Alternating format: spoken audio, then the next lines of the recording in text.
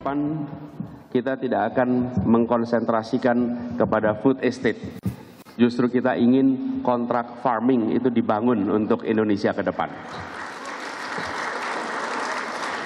Mengapa food estate ini bukan menjadi opsi? Karena ini adalah pendekatan di mana negara menguasai produksi secara sentralistik. Yang kedua, kepastian hasil tani hanya pada mereka yang berada di kawasan food estate.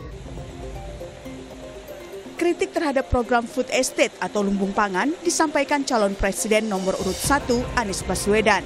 Alih-alih melanjutkan, Anies menawarkan program kontrak farming untuk menggantikan sistem food estate yang kini tengah digarap pemerintah. Menurut Anies, pendekatan kontrak kerja sudah dilakukan di DKI Jakarta. Hasil tani dikontrak selama 5 tahun untuk dijual di Jakarta, sehingga memotong mata rantai distribusi dan memberi kepastian kepada petani.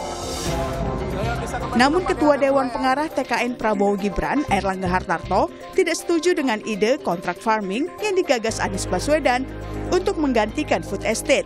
Menurut Airlangga, kontrak farming berujung pada petani yang tidak punya tanah. Contracting farming adalah farmer yang nggak punya tanah. Jadi kalau di Pulau Jawa banyak yang menjadi pekerja buruh. Nah, kita tidak mau itu. Kita mau farmer yang punya tanah. Oleh karena itu kita kembangkan yang namanya food estate di luar Jawa dan di Papua. Jadi tentu lebih sejahtera dengan menggunakan food estate. Pokoknya tadi saya sampaikan, kita mau petani punya tanah. Sehingga petani sejahtera, bukan pekerja petani. Sementara itu, pengamat pertanian menilai program food estate tidak berjalan dengan baik karena selalu berganti lokasi setiap terjadi pergantian presiden. Oleh karena itu, jika program food estate hendak dilanjutkan, sebaiknya tidak berpindah-pindah. Tetapkan saja satu lokasi siapapun yang nanti sebagai presiden Indonesia, sampai kapan, mungkin sampai 20-30 tahun lagi, ditetapkan saja satu lokasi dan mari kita fokus untuk lokasi tersebut. Jangan pindah-pindah dari satu lokasi ke lokasi yang lainnya. Dan usulan saya adalah gambut 1 juta hektar, karena apa? Lahan tersebut sudah betul-betul rusak berat. Nah, lalu bagaimana cara memilih lokasi? Untuk memilih lokasi yang tepat, kembangkan saja dalam skala kecil-kecil. Mungkin hanya skala beberapa ribu hektar atau paling ya sampai 10-20 ribu hektar. Tidak perlu dalam wacana skala besar sampai jutaan hektar, dan itu pasti gagal. Food estate atau lumbung pangan menjadi salah satu program strategis nasional pemerintahan Jokowi di tahun 2020 hingga 2024. Food estate mencakup sektor pertanian, perkebunan, dan peternakan di suatu kawasan.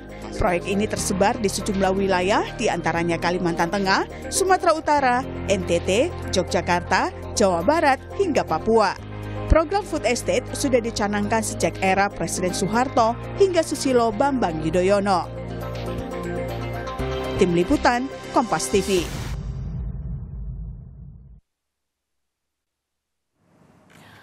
Saudara, kalau kita lihat sendiri, kritik terhadap program food estate atau lumbung pangan ini disampaikan calon presiden nomor urut 1 Anies Baswedan. Alih-alih melanjutkan, kemudian Anies menawarkan program baru yakni kontrak farming. Sebelumnya PDI Perjuangan kita tahu partai yang mengusung Ganjar Mahfud ini juga mengkritik food estate. Tapi program ini kemudian justru didukung oleh pasangan calon Prabowo Gibran. Kita bahas di pagi hari ini bagaimana soal nasib program food estate atau lumbung pangan di tangan 3 paslon Pilpres 2024. Sudah ada juru bicara TPN Ganjar Mahfud di studio, Mas Ciko Hakim. Selamat pagi, Assalamualaikum Mas Ciko. Pagi, Disney. Dan juga ada Dewan Pakar TKN Prabowo Gibran, Pak Muhammad Jafar Hafsah, yang juga sudah hadir ke studio. Selamat pagi. Selamat pagi, Assalamualaikum. Waalaikumsalam warahmatullahi wabarakatuh. Dan juga melalui sambungan Zoom ada Dewan Pakar Timnas Anies Mohaimin, ada Mas Fadil Hasan. Selamat pagi, Assalamualaikum Mas Fadil. Waalaikumsalam. Apa kabar? Baik, alhamdulillah. Saya ke Mas Fadil dulu ya. Ini berbicara soal food estate. Ternyata food estate ini bukan barang baru, di era Soeharto juga sempat dilakukan. Ini namanya Mega Rice Project. Kemudian juga di era Presiden Susilo Bambang Yudhoyono juga sudah dilakukan, namanya Merauke Integrated Food and Energy Estate. Nah, kemudian kita tahu pasangan Anies Mohaimin ini secara terang-terangan belak-belakan mengganti food estate ini dengan kontrak farming. Apa keunggulannya? Ya, terima kasih.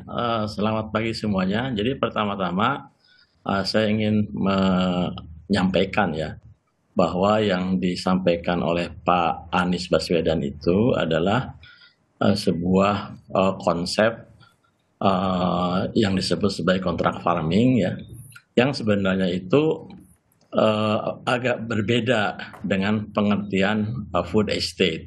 Perbedaannya? Jadi kalau food estate itu adalah merupakan sistem produksi, ya kan, dan perluasan areal ya. Kemudian kalau kontrak farming itu adalah sebenarnya lebih kepada sebuah sistem kepastian untuk penjualan produk yang dihasilkan dan kepastian dari sisi harga. Nah, dan apa yang disampaikan oleh Pak Anies itu berarti adalah bahwa Pak Anies akan memelihara dan mengembangkan sistem produksi yang sekarang ini sudah berlangsung, ya, di mana petani itu menjadi bagian yang paling penting dalam proses produksi dan pengelolaan budidaya pertanian ini, gitu kan. Kita kan tahu bahwa misalnya padi kan hampir semuanya itulah petani, ya kan. Kemudian jagung, kedelai dan seterusnya itu kan semuanya skala-skala usaha yang dikelola oleh petani, begitu. Jadi ini yang ingin disampaikan oleh Pak Anies itu seperti itu. Nah, yang terkait dengan food estate yang sedang akan kita bicarakan itu adalah bahwa kita mengetahui semua ya, sejak zaman Pak Harto, zaman Pak SBY dan zaman Pak Jokowi ini, semua proyek food estate itu berakhir dengan sebuah kegagalan, ya. Dan ini juga secara resmi sudah disampaikan oleh BPK. Ya, BPK itu dalam auditnya itu menyatakan bahwa proyek food estate ya yang dilaksanakan sekarang ini itu sudah salah sejak perencanaannya, gitu kan. Dan kemudian juga yang kedua, dari berbagai ahli ya menyatakan bahwa food estate ini melanggar kaidah-kaidah ilmiah dalam sejak awal perencanaan sampai pelaksanaannya itu. Nah, oleh karena itu Pak Anies yang terkait khusus dengan food estate ini, tentunya kalau misalnya beliau terpilih sebagai presiden di tahun 2024, itu akan melakukan evaluasi, ya kan, akan melakukan konsultasi dengan semua stakeholders, gitu, ya kan. Nah, tapi saya tambahkan sekali lagi, nah, tapi sesuai dengan tema kampanye pasangan Capres-Cawapres nomor 1 ini, yang itu adalah perubahan, maka kalau misalnya kita kategorikan proyek food estate ini ke dalam tema perubahan itu, maka yang akan kita lakukan itu adalah kategori bahwa kebijakan tersebut akan dikoreksi. Akan dikoreksi, begitu ya? Ya. Saya dari Mas Fadil bilang katanya dari era Pak Soeharto, kemudian era SBY sampai era Jokowi, food estate ini dianggap bisa dikatakan program gagal. Benarkah demikian? Baik, Adisti. Pemirsa, ya. Yang pertama kalau kita berbicara food estate, itu sebenarnya itu diterjemahkan sekarang ini adalah lumbung pangan. Nah, maka lumbung pangan itu kemudian dilaksanakan di dalam bentuk ada perluasan areal baru, ada peningkatan kualitas areal baru, dan ada pada areal yang sudah existing dilaksanakan. Nah, kemudian dengan corporate farming di situ ya. Jadi dikerjakannya dengan dari hulu tengah hilir, kemudian terkoordinasi semua bagaimana dalam melaksanakan daripada pertanian itu. pangan itu, usaha apa itu. Jadi dari hulu penyiapan sarana produksinya, kemudian di situ on farmnya, kemudian nanti pengolahan pemasarannya dan lain-lain. Nah kemudian kreditnya disatukan di situ, kemudian semua aspek mengenai pertanian, makanya disebut corporate farming. Itulah yang saya diberikan istilah pada periode Jokowi itu adalah lumbung pangan itu yang juga disebut food estate. Estate sendiri kan perkebunan.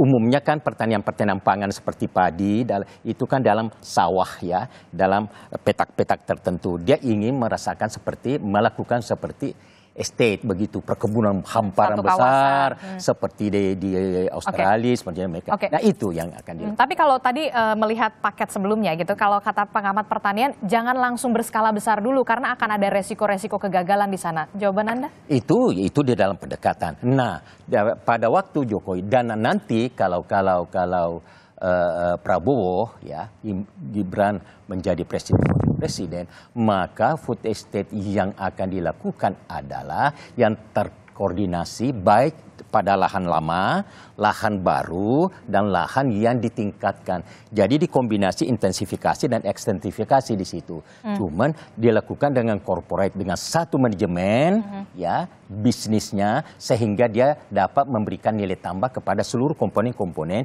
yang melakukan sebagai aktor-aktor daripada petani tanaman pangan tadi. Ada petaninya, ada pengusahanya, ada industrinya, ada gudangnya, dan lain sebagainya. Itu dilaksanakan. Nah, maka tempatnya adalah di daerah-daerah yang sudah mapan, ya, seperti di Karawang, di Jawa Tengah, di mana untuk di luar Jawa seperti yang di luar Jawa, seperti Papua, NTT. Papua, NTT sekarang sudah berhasil juga ya. Nah kemudian dibuka di Papua, kemudian Jawa, Kalimantan Tengah ya dan sebagainya. Tapi yang penting, yang bagus adalah bagaimana yang baru, areal baru tadi itu memang eksis di situ yang dilanjutkan. Karena juga kalau baru kemudian itu adalah dilakukan estate ini, memang tidak satu musim setelah itu sudah berpenghasilan. Itu masih harus melakukan penyesuaian. Biasa kalau baru, areal baru, termasuk cetak sawah baru misalnya, itu 6 sampai 8 musim tanam baru bisa stabil ya daripada komposisi tanah. Itu sawah-sawah di Karawang dulu itu adalah itu adalah daerah-daerah rawa yang kemudian jadi sawah di Karawang yang subur sekarang itu. Nah itu beberapa puluh tahun baru dia bisa eksis sebagai sawah yang baik. Itu di daerah Karawang. Ya, tapi kalau misalkan kemudian di daerah di Kalimantan tidak mungkin kemudian ditanami sebagai padi karena gambut tanahnya. Sekarang sudah bisa dengan teknologi. Sekarang sudah banyak berhasil. Di samping sekarang gambut yang dibuka 1 juta hektar kemarin itu kan sudah isi penuh dengan diisi sebagian besar oleh kelapa sawit.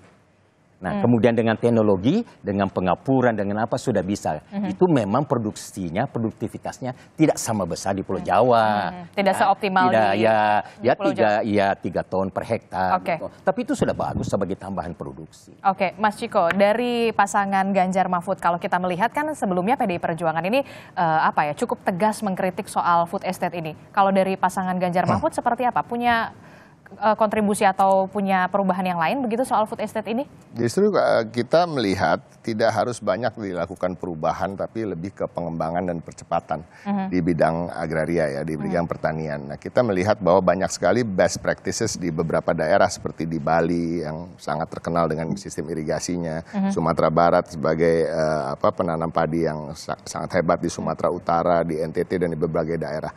Nah, ini kami melihat kita akan mengembangkan yang sudah ada dan memberikan bantuan dari pemerintah tentunya. Nah, tidak harus semerta-merta semua hal disebut sebagai food estate gitu. Jadi banyak juga kita melihat food estate ini eksekusinya itu juga banyak beririsan dengan masalah-masalah sosial seperti konflik agraria dan lain-lain ketika pengambilan lahan. Yang kami ketahui yang ada datanya adalah di Kalimantan Tengah sendiri yang terbengkalai sekian ratus hektar. Dan itu juga yang tadinya adalah ditanam tanaman karet. yang akhirnya para petani di daerah sana kehilangan mata pencahariannya. Nah, ini kan juga menjadi masalah baru. Yang kedua adalah seperti penanaman beras di Papua misalnya. Itu kan artinya kita mencoba mengubah pola makan masyarakat Papua yang tadinya lebih banyak makan sagu untuk menjadi makan beras. Nah, kita tahu sendiri bahwa kita sangat kesulitan beras. Jadi justru meningkatkan import kita terhadap beras. Nah, sejak terjadinya dilaksanakannya food estate di Jawa misalnya, saya katakan, justru yang kita baca ada data menyatakan bahwa produksi beras malah menurun gitu. Nah, ini aneh gitu kan. Jadi ada beberapa hal justru dia memperlambat ketika dia membuka lahan baru. Dan saya melihat dari tadi, saya setuju lah apa yang disampaikan oleh Pak Jafar gitu. Banyak yang ideal di situ kata-kata ideal. Tapi keterlibatan masyarakat masih sangat minim dalam hal ini. Perlunya harusnya seperti apa? Dari awal mereka yang utamanya dilibatkan gitu. Dari mulai mitigasi, bicara soal apakah ini mengambil mata pencaharian mereka, ya kan? Bagaimana ini bisa mengganti, kalaupun diambil mata pencahariannya, apakah dengan panen yang cepat bisa mengganti mata pencaharian yang lama dan lain-lain ya. Nah, yang kedua ada hal lagi seperti penyerapan tenaga kerjanya. Nah, kita tahu bahwa ketika kita bicara di Sumatera Utara bekerja sama dengan Indofood TBK gitu ya, food estate-nya. Nah, ini juga dilihat, saya membaca di beberapa literatur bahwa itu tidak melibatkan pekerja-pekerja lokal ya, dan bahkan menyusutkan lahan pertanian yang petani-petani itu tadinya mereka punya 2 hektar jadi hanya menjadi 1 hektar dan lain-lain. Nah, ini yang perlu menjadi perhatian khusus, dan ke depan saya rasa mengembangkan best practices yang sudah ada di berbagai daerah di Indonesia inilah yang lebih utama gitu. Kalau Pak Jafar sendiri menanggapinya seperti apa? Karena kalau misalkan kita lihat tadi disebutkan di daerah Sumatera kurang optimal menggait untuk petani lokal. Baik, jadi ini tadi food estate ini kalau dia pada daerah baru, memang pendekatannya adalah dari awal itu sosialisasinya harus bagus ya. Kemudian calon-calon, kalau di situ tidak ada kan petaninya, berarti kan ada petani baru. Jadi berarti sekaligus dengan agrarian reform kan, pemberian tanah baru kepada petani baru atau calon petani tadi. Nah, jadi di situ oleh karena itu juga ada sosialisasi yang dilakukan pada masyarakat yang ada di sekitarnya ya. Karena di daerah baru kan di sekitarnya berarti bukan tempat masyarakat dan bukan lahan-lahan sudah lahan pertanian. Jadi itu sosialisasinya, inventarisasinya semua itu tahapan-tahapan yang harus dilakukan. Kalau ada yang missing itu hanya mismanagement saja dalam pemahamannya ini. Dan memang tidak seluruhnya, karena ini yang diatur adalah berbagai manusia-manusia yang akan bersatu di dalam suatu corporate pekerjaan. Nah, beda sekarang misalnya kalau petani sekarang ini kan memiliki 0,50 hektar, kemudian itulah yang digabungkan menjadi 1.000 hektar yang kemudian kita katakan food corporate farming itu ya. Nah, itu. Jadi sekali lagi memang harus diadakan mitigasi, diadakan sosialisasi, diadakan duduk bersama, kemudian kita baru memulai itu program. Jangan sampai kemudian petani-petani yang memang sudah punya mata pencaharian di sana kehilangan karena adanya food estate sendiri. Nah, itu memang yang kedua, bagi daerah yang sudah ada petaninya di situ sudah pasti pencatatannya dengan baik. Kalau lahannya 2 hektar ya tetap menjadi 2 hektar, kecuali diambil infrastruktur ya, misalnya jalan dan lain sebagainya. Itu sudah pasti itu. Pak Fadil. Ya. Pak Fadil masih menyaksikan. Pak Fadil, ini bagaimana kalau misalkan kita soal food estate ini, kalau katanya Mas Ciko, jangan sampai kemudian petani-petani yang memang sudah punya mata pencaharian di sana kemudian kehilangan ketika ada food estate ini. Kalau di kontrak farming ini sendiri seperti apa? Ya, jadi kalau kontrak farming itu kan sebagai tadi saya sampaikan itu merupakan sistem yang memastikan penjualan daripada produk-produk yang dihasilkan dan juga kepastian harganya ya untuk para petani dan kelompok tani dari sistem produksi yang sudah berjalan selama ini gitu. Jadi seperti itu. Nah, ini kan Pak Anies menyampaikan itu berdasarkan pengalaman yang diperoleh selama beliau menjadi Gubernur DKI, ya, di mana beliau itu bekerja sama dengan berbagai pemerintah daerah di daerah-daerah penghasil padi, ya, di Jawa Timur, Jawa Tengah, dan kemudian hasil daripada petani-petani tersebut itu dibeli oleh BUMD yang dimiliki oleh pemerintah DKI. Dan dengan demikian maka harga yang diperoleh oleh para petani di daerah tersebut itu stabil dan cukup tinggi di satu sisi, dan juga kemudian ada kepastian daripada pasar bagi produk-produk mereka. Di sisi lain kemudian masyarakat di Jakarta, para konsumen itu mendapatkan harga, ya, yang relatif terjangkau, ya, dibandingkan kalau misalnya pemasaran daripada produk-produk tersebut itu melalui jalur distribusi dan pemasaran yang sangat panjang, ya, dan tidak efisien, yang itu menyebabkan kemudian harga di tingkat petani rendah, sementara harga di tingkat konsumen itu tinggi, gitu, karena hilang di perjalanannya tersebut. Itu satu. Nah, kemudian yang kedua, kalau yang terkait dengan food estate, ya itu kan sebenarnya merupakan pengembangan, ya, perluasan dalam sistem produksi, gitu. Ya kan? Nah, dalam kaitan ini Pak Anies, ya, kalau kita baca visi dan misinya itu akan membenahi secara komprehensif dan menyeluruh sistem produksi yang pertanian atau pangan yang ada sekarang ini dari hulu sampai ke hilirnya. Nah, kalau di hulunya ini yang terkait dengan food estate-nya itu tentunya kita akan melakukan, ya, berbagai pendekatan, strategi, ya, dan program yang berbeda dengan apa yang dilakukan sekarang ini dan selama ini. Oke, perbedaan yang sangat krusial. Perbedaan tadi Pak Jafar Hafsah menyatakan akan melakukan apa yang disebut sebagai corporate farming, gitu kan, pengelolaannya itu. Nah, kalau kami itu akan melakukannya dengan cooperative farming. Jadi petani-petani itu akan didesain, ya, untuk menjadi anggota koperasi, ya kan. Mereka memiliki lahan, ya, atau kalau di daerah baru itu lahan itu diberikan oleh negara, ya. Kemudian mereka berkelompok dan kemudian mereka akan bergabung menjadi membentuk sebuah koperasi, ya kan. Tidak melibatkan korporasi. Ya, kalau korporasi itu kan pengelolaannya itu dilakukan korporasi, ya, korporasi. Kalau kami itu dilakukan secara kooperatif, secara melalui institusi, ya, koperasi itu. Nah, mengapa demikian? Ya kan, kami kan juga mengetahui misalnya program-program serupa yang dilakukan di berbagai negara, terutama di Malaysia. Di Malaysia itu ada yang namanya FELDA, ya kan, program Federal Land Development Agency.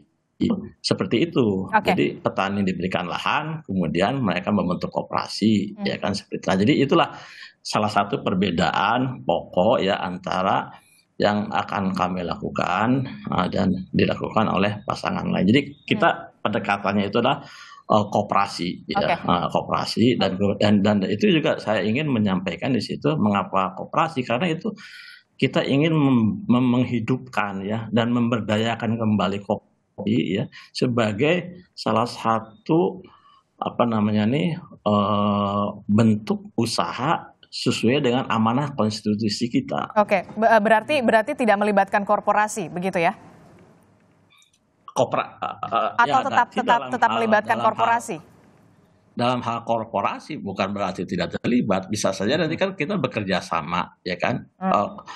Koperasi itu bekerja sama dalam mekanisme misalnya penjualannya, ya kan. Tapi nanti yang akan berperan dari sisi produksi, ya kan, dan pengolahannya kemudian itu adalah bentuk usaha koperasi yang dibentuk oleh para petani tersebut. Oke, Pak Jafar, tanggapan Anda. Jadi tadi kita ulangi ya, yang disebut kontrak farming yang dikemukakan oleh calon presiden itu berbeda dengan food estate. Ya, kontrak farming itu berada di dalam food estate itu. Ya, nah itu ininya. Jadi bagian dari itu. Nah, jadi di dalam food estate ini. Ya, jadi maksud Anda cuma perbedaan nama saja? Tidak perbedaan nama, lain memang, bukan perbedaan nama. Kalau corporate farming itu hanya bagaimana menjamin pasar, ya, menjamin pembelinya. Tetap harus tetap ada dan stabil. Ya, jadi ada, sudah disiapkan. Jadi sebelum produksi itu sudah ada yang nanti akan membelinya dengan harga tertentu. Ya, itu kontrak farmingnya. Sedangkan kalau food estate itu tadi secara keseluruhan. Nah, bagi food estate sebenarnya kan itu adalah salah satu pendekatan daripada pendekatan yang lain yang dilakukan nanti apabila Prabowo jadi presiden. Semuanya program intensifikasi, ekstensifikasi, kemudian di situ ada bagaimana petani berkooperasi. Jadi di dalam corporate farming itu, di dalam food estate itu, kemudian ada mitra-mitra itu tadi makanya kita mengatakan corporate farming. Bermitra dengan hulu, pengusaha hulu, industri hulu, pengusaha industri hilir. Dan itu juga yang istilahnya hilirisasi. Itu betul-betul ditekankan pada pengolahan daripada hasil-hasil produk tadi. Nah, di mana petani itu menyatu di dalam koperasi. Koperasi tani yang kemudian atau gabungan kelompok tani bagi yang itu berbadan hukum yang kemudian bermitra dengan ini tadi. Sehingga nilai tambah itu sebagian juga tetap jatuh kepada petani. Nah, itu yang dilakukan. Jadi banyak program-program corporate farming atau tadi food estate itu adalah salah satu daripada program yang akan dijalankan nanti Prabowo untuk berkembang ketahanan pangan. Itu. Saya ke Mas Ciko dulu. Mas Ciko, ini kan kalau kita review kembali, kemudian PDI Perjuangan pada saat itu Sekjen PDI Perjuangan Hasto Kristianto ini mengkritik tegas dengan belak-belakan bahwa food estate itu merupakan kejahatan terhadap lingkungan karena food estate ini hanya berimbas pada penebangan hutan yang tidak menghasilkan. Jangan dijawab dulu, kita akan jawab di Sapa Indonesia Pagi usai jeda, jadi tetaplah bersama kami. Terima kasih Anda masih bersama kami di Sapa Indonesia Pagi. Saudara, kita masih membahas soal bagaimana pengembangan food estate ini. Kalau kita lihat sebelumnya memang pasangan calon nomor urut 1 Anies Baswedan dan juga Muhaimin Iskandar ini punya perubahan lain yakni kontrak farming. Kita masih melanjutkan bersama dengan tim sukses atau tim pemenangan ketiga pasangan calon. Saya langsung ke Mas Ciko. Mas Ciko, kalau kita lihat ini kan mereview kembali, kemudian Sekjen PDI Perjuangan Hasto Kristianto ini sempat mengungkap bahwa food estate ini dikritik karena merupakan dugaan kejahatan terhadap lingkungan, berimbas pada penebangan hutan yang tidak menghasilkan. Jawaban Anda soal ini? Saya rasa itu sudah dijawab sendiri ya statement tadi bahwa memang ada penebangan hutan yang akhirnya berimbas pada rusaknya lingkungan dan menjadi banjir di berbagai daerah di Sumatera Utara. Kami tahu menjadi ada lahan yang membuat banjir di sana dan ini kritik itu tidak berhenti di situ saja. Sebenarnya kita mengkritik itu dasarnya jelas. Sudah hampir 4 tahun proyek ini berjalan dan belum bisa ditunjukkan satupun di antara hektaran yang sudah diambil alih dan lain-lain itu dikelola dengan baik dan mendapatkan panen sesuai yang ditargetkan. Gitu. Kebanyakan panennya itu tidak bahkan mengurangi panen-panen sebelumnya gitu. Karena banyak juga dilakukan di lahan-lahan yang tidak tepat guna seperti lahan gambut di Kalimantan Tengah. Ini permasalahan gitu. Yang biasanya singkong itu bisa sampai 4 meter, batangnya ini cuma tidak sampai ke 1 meter juga. Jadi ini hal-hal seperti itu apa yang disampaikan oleh Pak Jafar sebenarnya semuanya sangat ideal gitu. Tapi pada kenyataannya itu bukan itu yang sedang berlangsung selama 4 tahun terakhir ini gitu. Jadi apa menjadi jaminan? Karena kan ya eksekutornya akan orang yang sama, Pak Prabowo juga gitu. Tapi kan kalau kita jangan-jangan ini visi misinya Pak Jafar. Tapi kan kalau kita bukan Pak Prabowo. Visi Prabowo dong. Kalau kita lihat kan juga anggarannya tidak main-main ya, cukup besar, ada 108,8 triliun rupiah dengan adanya food estate di berbagai wilayah, tidak hanya di Pulau Jawa. Kemudian tadi Anda bilang seharusnya di Kalimantan tanamnya ini, tapi ditanamnya ini. Anda melihat ada kurang riset kah di sana?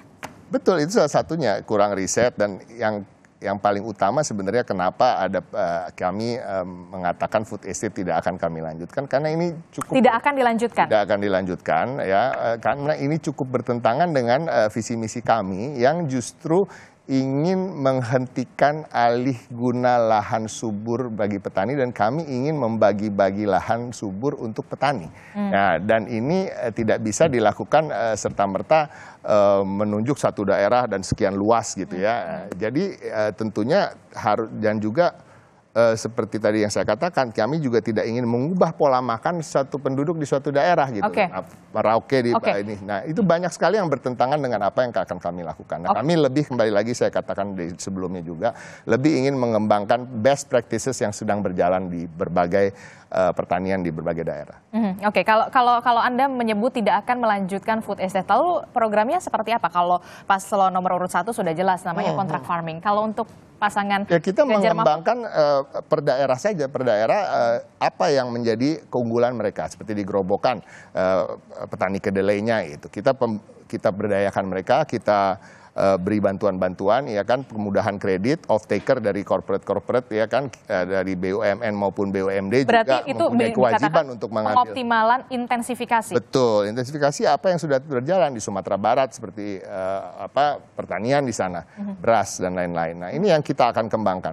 Jadi kami tidak akan ansih melakukan pengembangan yang luas tadi. Nah, tadi yang dikatakan, apakah akan ajak kerjasama dengan corporate gitu. Pihak corporate ya utamanya lebih kami utamakan kerjasamanya sebagai off taker dan membantu jalur distribusi. Tapi untuk pengolahan dan pemanfaatan lahan kami akan memberikan kepada petani-petani itu ketika kita mengintensifikasi apa yang sudah dijalani dengan baik di berbagai daerah. Tapi kan kalau kita lihat, kalau untuk cita-citanya Pak Jokowi ini untuk food estate ini kan lumbung pangan, cadangan begitu ya, cadangan negara. Kalau dari Ganjar Mahfud sendiri untuk cadangannya seperti apa? Ekstensifikasinya apakah tidak akan dilakukan? Tentu, tapi tetap seperti yang saya katakan tadi, seperti di Gerobokan sendiri kan kita tahu mempunyai hasil-hasil pertanian yang luar biasa. Nah, kalau kita mengintensifikasi di sana dan kenaikan dari panen di sana itu cukup menjadi lumbung pangan tersendiri bagi kami, bagi Indonesia. Gitu. Nah, ini yang tidak menjadi perhatian ketika food estate ini digelontorkan dan lain-lain menurut kami. Dan kita sudah banyak belajar tadi, Disti juga pernah mengatakan bahwa di tahun 90 zaman Pak Harto ya kan tidak gagal ya kan, di zaman Pak SBY juga tidak dapat terlaksana dengan baik. Nah, ini sesudah 4 tahun berjalan belum ada bukti keberhasilan dimanapun, bahkan ada lahan-lahan terbengkalai ya kan, ekskavator yang mangkrak ya. Nah, ini bagaimana ini bisa dilanjutkan dengan baik, apa jaminannya oleh orang yang sama gitu, yang diberikan tugas untuk mengembangkan food estate itu sendiri. Saya ke Mas Fadil. Mas Fadil, kalau kita lihat kan di food estate ini anggarannya tidak main-main, 108,8 triliun rupiah, koreksi kalau saya. Kalau untuk pasangan Anies Muhaimin ini untuk kontrak farming rencananya akan anggaran yang kita berencana ya, karena kan belum tahu ya siapa yang terpilih nanti. Sudah disiapkan anggarannya kira-kira berapa untuk pengalokasian ini, kontrak farming ini?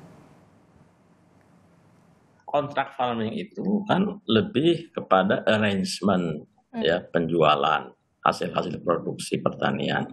Jadi tentunya itu lebih kepada bisnis to bisnis sebenarnya. B2B. Ya kan? B2B gitu kan. Nah, jadi dalam konteks ini adalah akan saling menguntungkan baik bagi produsen maupun bagi pembeli dalam hal ini. Nah, tentunya di sini yang akan pasti itu terlibat itu adalah BUMD misalnya kan, atau perusahaan-perusahaan yang lain yang kooperasi misalnya gitu ya. Yang akan menjadi off-taker daripada produksi yang dihasilkan oleh para petani tersebut. Jadi saya kira dalam konteks anggaran negara itu tidak akan terlalu banyak terlibat dari sisi keuangannya. Nah, tapi kalau yang terkait dengan food estate itu kan sekali lagi itu kan merupakan sistem produksi ya. Nah, dalam konteks ini yang akan kita lakukan itu karena memang sudah ada investasi negara untuk proyek-proyek tersebut, maka kita juga tidak wise ya kalau misalnya kemudian meninggalkan atau menterlantarkan proyek-proyek tersebut yang sudah ada itu menjadi mangkrak ya, menjadi idle dan seterusnya. Oleh karena itu, yang akan kami lakukan itu adalah melakukan evaluasi secara menyeluruh dan kemudian melakukan koreksi dari sisi pendekatan, dari sisi strategi ya kan, dan dari sisi pengelolaannya itu gitu loh ya. Jadi kalau misalnya kita tinggalkan begitu saja seperti itu. Tapi yang pasti itu bahwa pengelolaan yang selama ini dilakukan, di mana Pak Prabowo itu menjadi penanggung jawabnya selama 4 tahun ini dan itu tidak berhasil, itu pasti akan kita koreksi. Gitu. Akan dikoreksi. Nah kalau terakhir Pak Jafar, ini kan kalau melihat nih kan ya, harian Kompas kita sama-sama punya visi, misi dan juga cita-cita yang sama soal kedaulatan pangan, ketahanan pangan. Jangan sampai kemudian nasib petani ini ya tidak ada jaminan kesejahteraan di sana. Kalau kita lihat di harian Kompas, sekitar 1 juta petani dan nelayan ini berkurang di 2030. Jangan sampai kemudian tidak ada jaminan kesejahteraan. Kalau zaman sekarang anak-anak tidak ada yang mau bilang mau jadi apa, pasti mau jadinya YouTuber, selebgram, influencer, tidak ada yang mau jadi petani. Jawaban Anda soal jaminan kesejahteraan terhadap petani untuk paslon nomor urut 2. Jadi yang di dalam berita itu 2030 berarti kan lagi 6 tahun 7 tahun akan datang, itu kan akibat climate change. Di mana perubahannya itu terjadi dengan bertambahnya panas, kemudian mencairnya es bertambahnya air lautnya naik dan lain sebagainya, kemudian menyebabkan ada komoditi-komoditi lagi yang menurun produktivitasnya, sehingga juga tidak memungkinkan memberikan kesejahteraan, maka ditinggalkan. Nah, yang kedua konversi lahan ya, dari pertanian ke bukan pertanian. Maka jawabannya itu adalah bagaimana sekarang memang nanti pada waktu Prabowo menjadi presiden, itu petani milenial ya yang sekarang tergabung 3.000 petani milenial seluruh Indonesia, itu top-topnya sudah jalan, itu akan semakin dikembangkan petani. Jadi ada memang pemberian khusus kepada petani milenial. Nah, petani milenial sudah disiapkan ditambah ya. Kemudian inilah yang disiapkan lahan. Nah, makanya melalui tadi food estate itu kemungkinan dibagikan lahan kepada mereka. Dan pada waktu dibagikan lahan itu sudah bentuk perusahaan, usaha, bukan lagi sawah saja tanpa bekalan-bekalan lain, disiapkan kredit, disiapkan apa. Nah, itulah yang memungkinkan kembali ya mereka bertani. Dengan lebih makmurnya kita akan meningkatkan pendapatan petani itu 50% ya selama 5 tahun ini. Nah, kemudian dari situlah maka banyak yang tetap kembali atau bertahan menjadi petani. Situ letaknya. Justru itulah maknanya juga kita mengadakan food estate itu. Oke, kita akan lihat bagaimana kemudian masing-masing pasangan calon ini punya strateginya masing-masing. Tetap melanjutkan food estate, kemudian tidak melanjutkan, akan ada program baru termasuk juga untuk pasangan calon nomor urut 1 ada kontrak farming. Kita akan lihat bagaimana sebenarnya cita-citanya sama. Ingin adanya Indonesia yang lebih baik, kedaulatan pangan, ketahanan pangan, dan juga keterjaminan kesejahteraan para petani. Tentu saja ini yang kemudian harus menjadi garis besar kita semua. Terima kasih Mas Ciko Hakim, Pak Jafar, dan juga Mas Fadil telah bergabung bersama kami. Kita akan lanjutkan lagi nanti dialognya dengan tema-tema yang menarik lainnya. Terima kasih Pak Fadil. Terima kasih. Assalamualaikum, selamat pagi. Pak Ciko, ini